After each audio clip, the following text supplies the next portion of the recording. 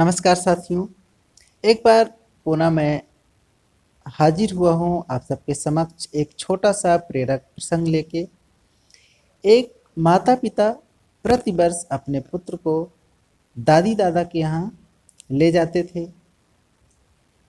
ये सिलसिला कई वर्ष तक चलता रहा। धीरे धीरे बालक बड़ा हो गया। एक दिन उसने अपने माता पिता से कहा, मम्मी पापा मैं बड़ा हो गया हूँ, अब मैं अपनी दादी दादा के घर अकेले जा सकता हूँ।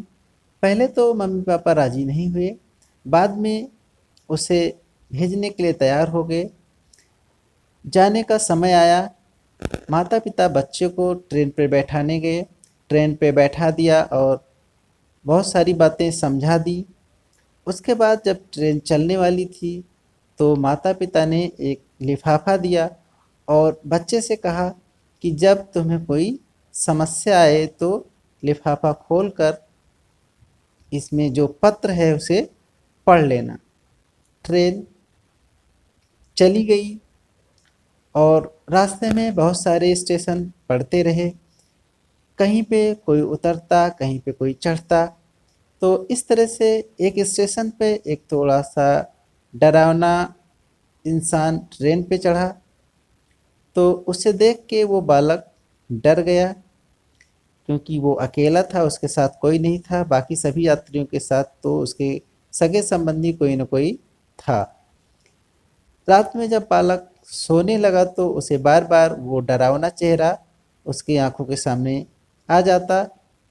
तो उसे उसको अपने पिता की बताई हुई बात याद आई। उसने लिफाफा खोला और वो पत्र निकाला।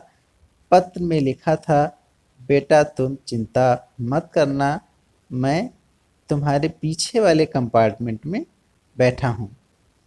ये सुनकर बेटा खुश हो गया और उसका डर खत्म हो गया।